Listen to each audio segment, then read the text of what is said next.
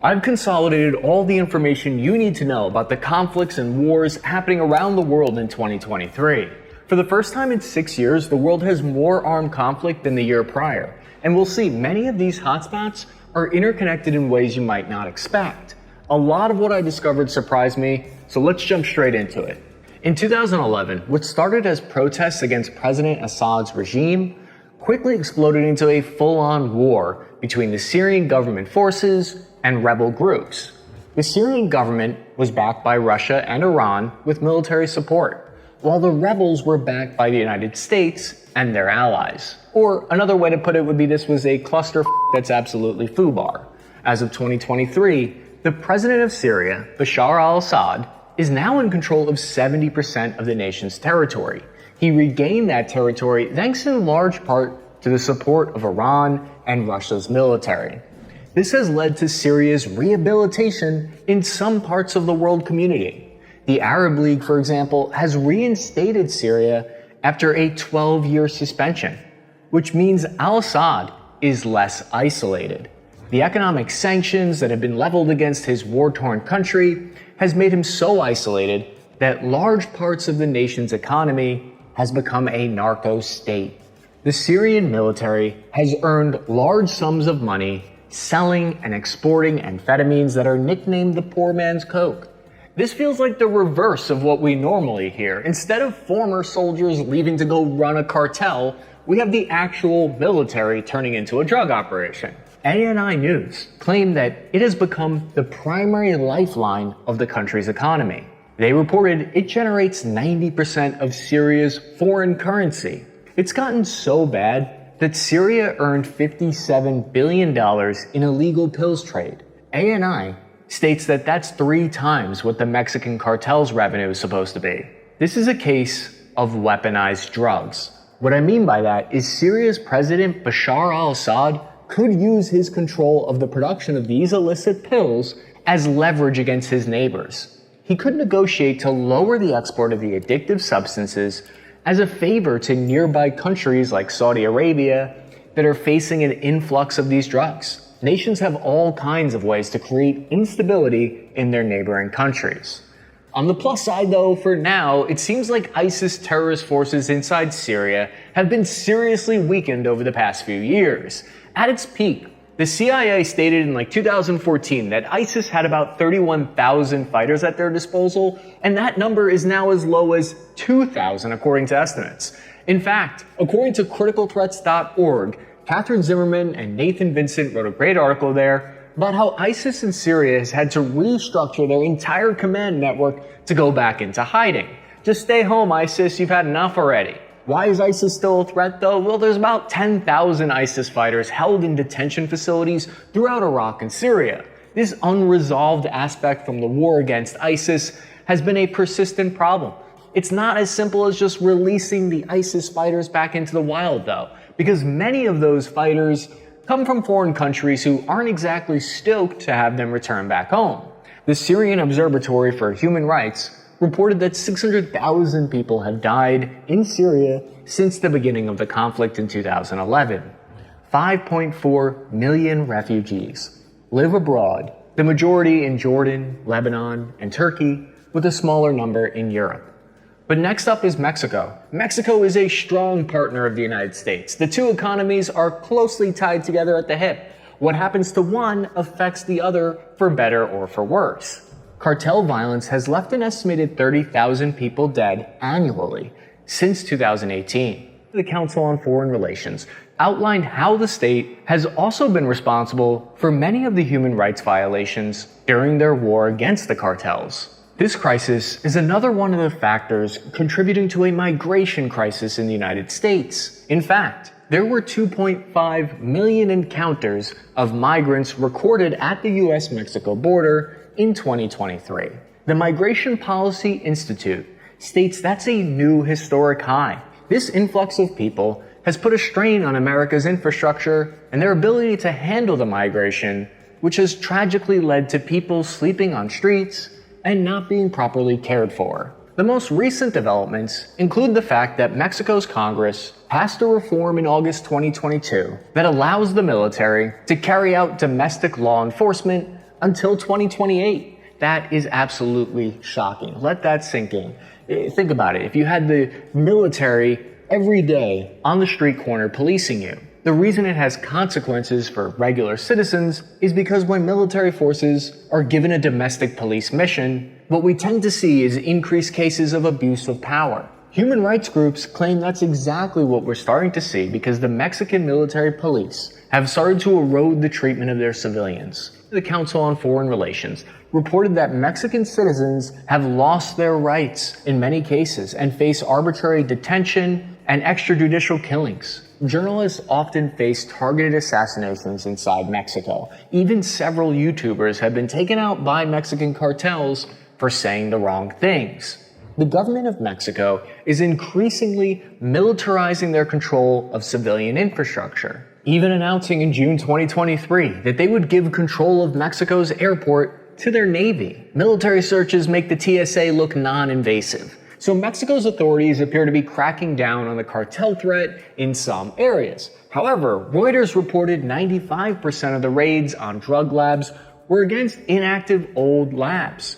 Why would that be the case? Reuters spoke to 4 traffickers who said the cartel bribes Mexican army commanders to raid their old labs and keep their active ones safe. This has led to people in the United States starting to question, at what point does the violence become bad enough that the US needs to take some kind of action to curb it?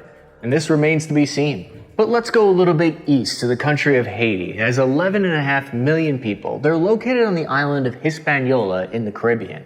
Geographically, Haiti is positioned between the Caribbean Sea to the south and the Atlantic Ocean to the north.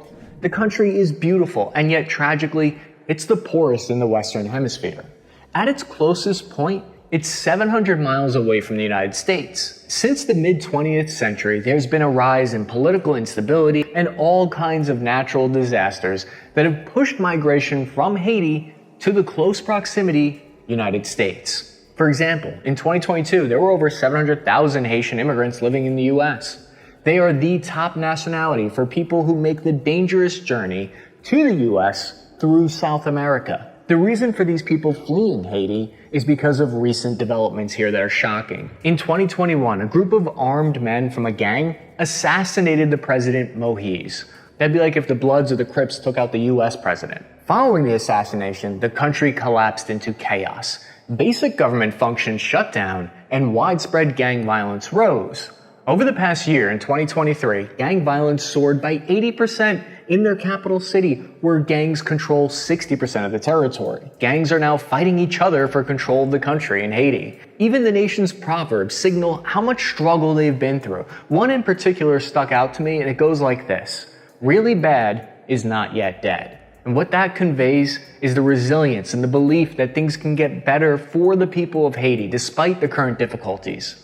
According to the Council on Foreign Relations, the powerful gangs have essentially become the de facto authority, especially in the capital. In fact, these gangs even control much of the nation's economic levers. A coalition of the 9 largest gangs in Haiti are known as the G9, and they successfully blockaded Haiti's largest fuel terminal in 2021. This place is responsible for 70% of the country's gas. They then made some absurd, crazy demands, asking for the resignation of the prime minister, who was like, no way. The report goes on to state over 2,400 Haitian citizens have been killed and abducted within 8-month span, leading to vigilantes attempting to take control of the law into their own hands in Haiti.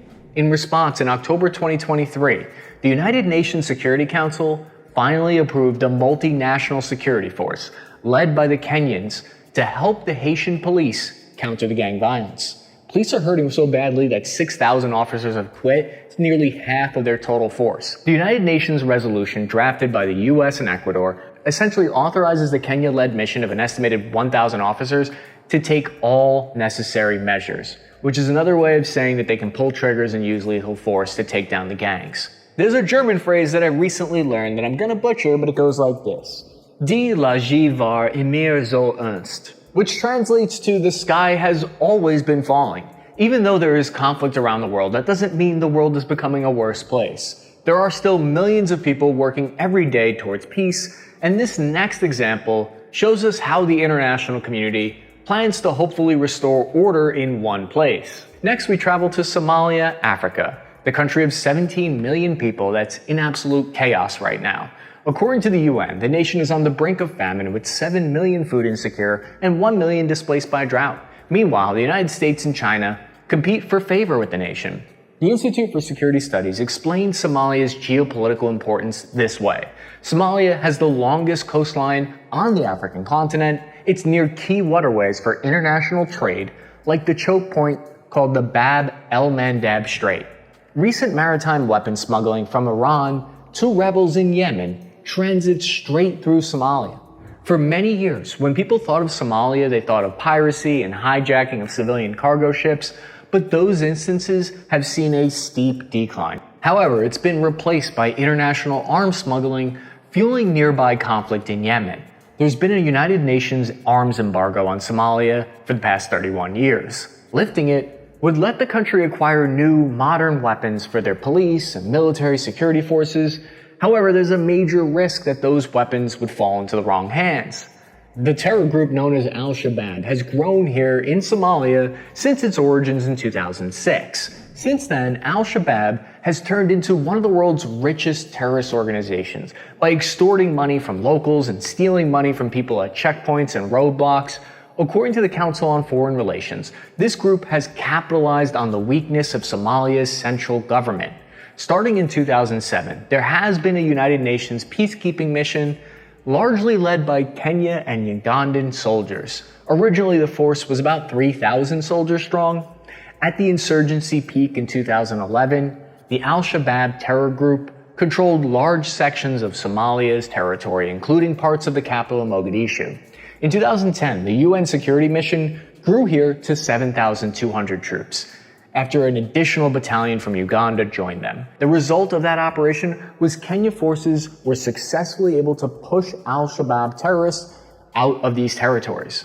I'm not sure if you're aware of the level of US military intervention here that aims to keep stability in the region. But since 2007, the US has given Somalian forces more than $500 million to help train and equip them. They've launched frequent drone strikes against terror groups here. Then, in 2022, the US President Joe Biden approved the deployment of hundreds of US special operators on the ground into Somalia. Stability in this country is extremely important to a number of great powers.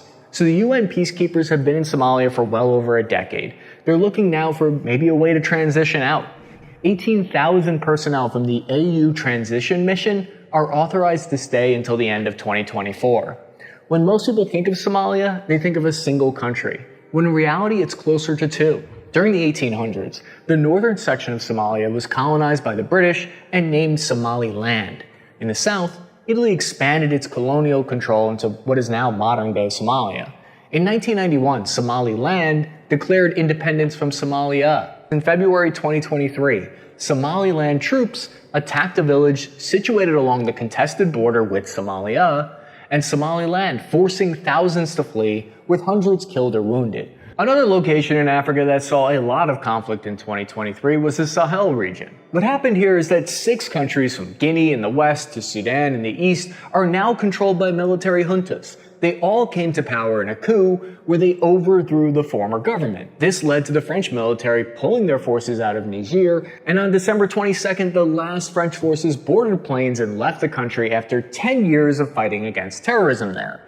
This has left a security vacuum that terrorists are already trying to take advantage of with increased attacks. As we talked about earlier, ISIS was largely destroyed in Syria and Iraq, but their organization is now on the rise inside West Africa. According to multiple sources, in order to try to prevent that from happening, Burkina Faso, Mali, and Niger, all the junta military leaders, anyone who's anyone from the coups, are meeting to try to create a new federation. They want to pool some resources of their own to fight the terrorists in what they're calling the Alliance of Sahel States. Now, I'm an infantryman, not an expert on Africa, so let's see what Nate Allen, an associate professor at the Africa Center for Strategic Studies, has to say about it all. He claims that in reality, the partnership is in part an effort to entrench and legitimize their military governments, instead of an effort to stop terrorism, because they have limited capacity to really combat them. But hopefully that's not the case, and they're able to finally stop the growing threat on their own. Next, we travel over to India with a massive population of 1.4 billion people. Apparently India and Canada have beef now. This must be the strangest two countries to have a problem with each other of all time. In September 2023, India suspended all visas to Canada, citing, quote, security threats to its citizens. This is because the Canadian Prime Minister, Justin Trudeau, accused the Indian government of assassinating a Sikh political and religious leader on Canadian soil. This tension comes from long-running separatist movements in Sikh-dominated areas of India's northern Punjab region. India is trying to fight off an internal insurgency. Violence in the Punjab region dates back to Indian independence in 1947. Separatist fighting reached a peak in 1980s, but has since died down. India is a diverse country that relies on a parliamentary democracy to represent a wide range of minority groups. However, a recent rise in Hindu nationalism is fueling a rise in separatist movements as these groups fear losing their representation in India's government. Sikh independence in the north is not the only internal conflict India is managing. Take a look at this religious map of India. Notice the central Hindu population surrounded by a concentration of Christians in India's northeast. In May of 2023, Indian troops were ordered to quote-unquote shoot on sight in response to Kaiku protests in the region. Violence against the Christian minorities appear particularly hard hit, with over 500 churches burned down and destroyed according to local media. However, most of this violence has managed to slip under the radar. It wasn't until day 78 of the fighting that India's Prime Minister Modi publicly addressed the ethnic conflict. According to the BBC, the Indian government has deployed 40,000 soldiers, paramilitary troops, and police to the region. Hopefully this influx of state troops can help re-establish security in the region and restore a sense of normalcy. It's important to note this region is facing increased violence. India, Pakistan, and China all have their border disputes here and are dealing with an increased level of terrorism now that the Taliban is in control of Afghanistan.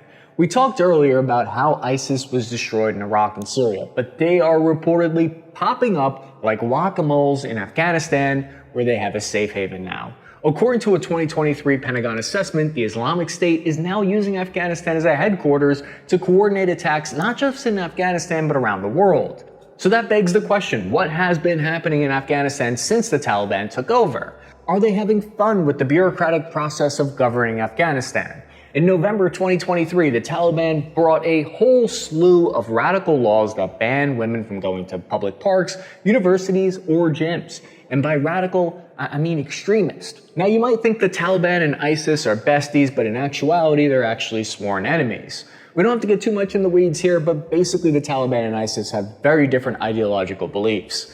Sometimes the irony is too much for me. The Taliban, who was an insurgency for 20 years, is now dealing with and trying to stop an insurgency of ISIS, and they're doing it with weapons and vehicles that the United States military left behind. Moving on to Myanmar, a country bordering China with 53 million people. Did you know that Myanmar is technically the longest running armed conflict in the world? While fighting in the country formerly known as Burma has short periods of relative stability, no government has governed the entirety of Burma since 1941. On November 28, 2023, opposition forces to Myanmar's current junta vowed that it was the beginning of the end for their military dictatorship. Why does this conflict matter to you wherever you live? On the geopolitical scale, Myanmar shares a border with China. The stability of Myanmar is of the utmost interest to China. Due to their economic and strategic investments here, China has invested significantly in the infrastructure projects in Myanmar, some of which are designed to limit their vulnerabilities to oil imports. What happens here is important to keep an eye on.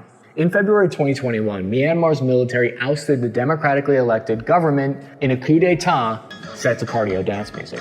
Since then, a loose collection of rebel groups have struggled to retake Myanmar from the military. Some of the most prominent groups include pro-democracy guerrillas. Take a look at this conflict event tracker. Despite the conflict continuing into its fourth year, the map shows a steady growth in intensity.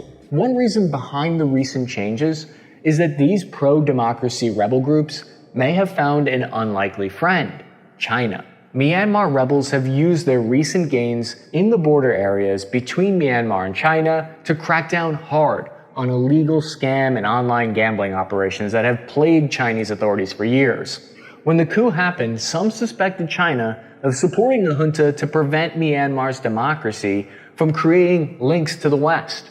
However, an article published in Foreign Policy magazine argues that returning a democracy to Myanmar could give China a more reliable economic partner. The recent state loss of the border area between China and Myanmar to rebel groups means that to curb the incessant scamming and online gambling syndicates, China will now have to work with rebels rather than the official government. It's a big deal when the biggest kid on the playground is now working with the other team. As the junta continues to lose control on the ground in Myanmar, their forces are now taking to the sky. November saw a 7-fold increase in civilian deaths from increased airstrikes. Reports put 2023 as the deadliest year for civilians, with an estimated 8,640 losing their life over the course of the conflict. These deaths will likely only further alienate the regime and attract new fighters to the rebel cause. There are 3 prominent rebel groups in Myanmar. Together they form the Three Brotherhood Alliance. However, this alliance is only part of the roughly 39 different insurgencies that are fighting against the junta. Like other insurgencies in New Guinea and Syria, this wide variety of groups, all with their own agendas, means that even if the junta are successfully overthrown, there is still a high likelihood that the country will still not find complete stability. However, unlike Syria and New Guinea, Myanmar does have some history with democracy. What this means is there's hope that if rebel forces are successful, they can find a way to work together to share power through a coalition of government, rather than turn towards fighting each other. Moving west to Armenia and Azerbaijan, why does the conflict between Armenia and Azerbaijan matter to the rest of the world? Before a few years ago, I couldn't find the place on a map, yet it's actually a strategically important location. These 2 countries border some of the most influential nations in the world, like Iran, Turkey, and Russia. There are plans to potentially build a new massive shipping route from China that extends through here. This route would circumvent the normal one that goes through Russia. A lot is at stake here, a lot more than some people realize. The Armenia-Azerbaijan conflict over the semi-autonomous Nagorno-Karabakh region began in February of 1988. This is a region that lies inside of Azerbaijan, but it's historically made up of Armenians. The first conflict occurred when Azerbaijan declared independence from the Soviet Union, and Armenians in Nagorno-Karabakh voted to separate from Azerbaijan in order to stay. The war ended in a stalemate in 1994 when Azerbaijan failed to kick the Armenians out. Low-level ethnic clashes over elections and power persisted from 2008 until it reached a tipping point in 2020. The Second Nagorno-Karabakh War is an underrated turning point in modern warfare. Preceding the war in Ukraine, the use of drones, coordinated artillery fire, and small drone tactics gave Azerbaijan a tech-savvy edge in the fighting. Azerbaijan drones supplied by Turkey were so effective against Armenian armor that the debate on the death of the tank as a battlefield asset began circulating the internet. Social media and influencing campaigns also played a pivotal role in shaping the narrative to garner outside support during the fighting.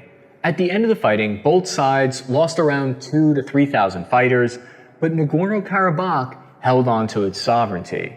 What a lot of armchair generals didn't account for is the fact that Azerbaijan has recently become rich with newly exploited oil resources. Azerbaijan was able to invest billions of additional dollars into their military that Armenia was not able to keep up with. Azerbaijan made $35 billion from BP since 2020.